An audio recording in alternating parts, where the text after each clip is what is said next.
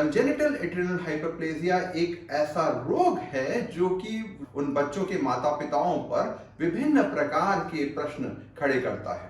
Congenital adrenal hyperplasia adrenal ग्रंथि का एक रोग होता है जो कि आनुवांशिक कारणों से एड्रिनल ग्रंथि ठीक से कार्य नहीं करती, जिस कारण से शरीर में नमक की, पानी की और ग्लूकोज की कमी के अलावा शारीरिक विकास पर प्रभाव पड़ता है और जिसका जीवन पर्यंत उपचार की आवश्यकता होती है।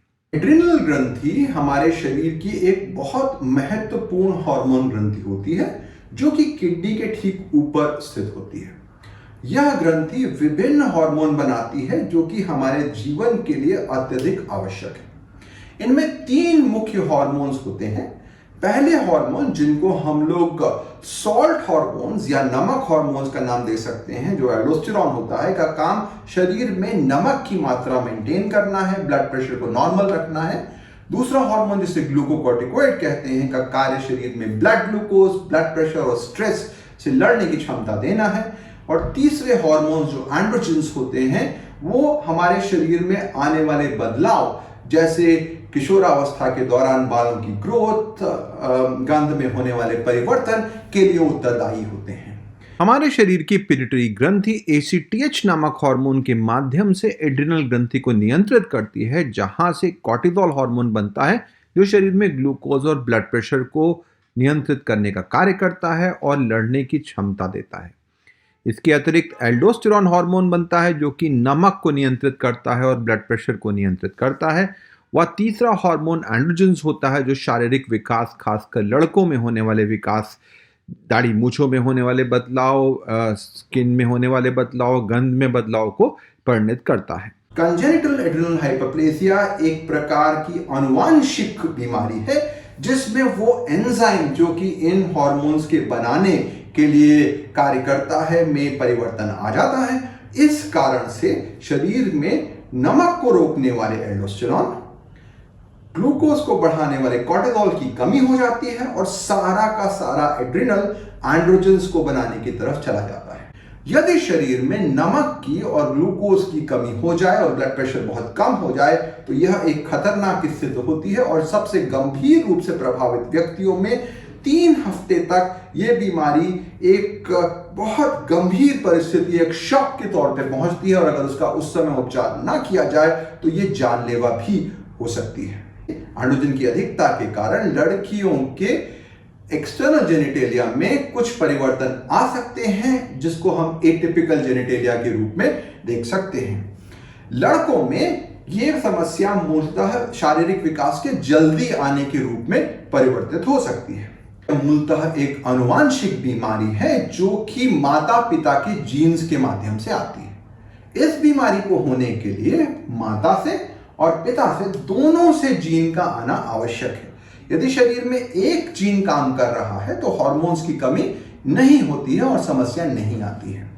इसका तात्पर्य यह है कि यदि एक बच्चे को अगर CAH है तो उसके दूसरे भाई बहनों में उसकी संभावना होना 25% के आसपास होती है, यानी 4 में से 1 बच्चा प्रभावित हो सकता है।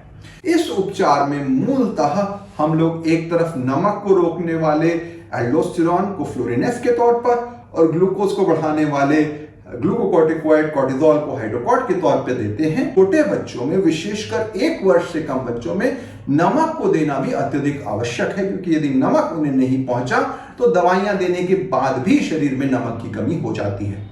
तो अपने बच्चे को आप 1 से 2 ग्राम नमक अवश्य प्रदान करें और यह नमक हम लोग पानी में घोलकर दे सकते हैं या 3% सलाइन आता है उसके द्वारा बना करके इसे दिया जा सकता है।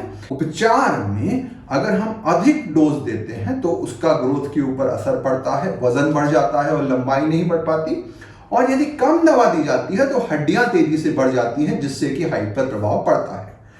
ऐसी परिस्थिति में एक सामंजस्य बनाना बहुत आवश्यक है कि डोज बहुत कम भी ना रहे और डोज अधिक भी ना रहे। चूंकि वो एंजाइम्स जो कि इस रोग का कारण होते हैं की कमी जन्म से ही होती है, इसका उपचार जीवन पर्यंत चलाना होता है। उन परिस्थितियों में जब शरीर में इन्फेक्शन हो या किसी प्रकार का स्ट्रेस हो, हमें स्टीरॉयड्स की मात्रा को बढ़ाना चाहिए।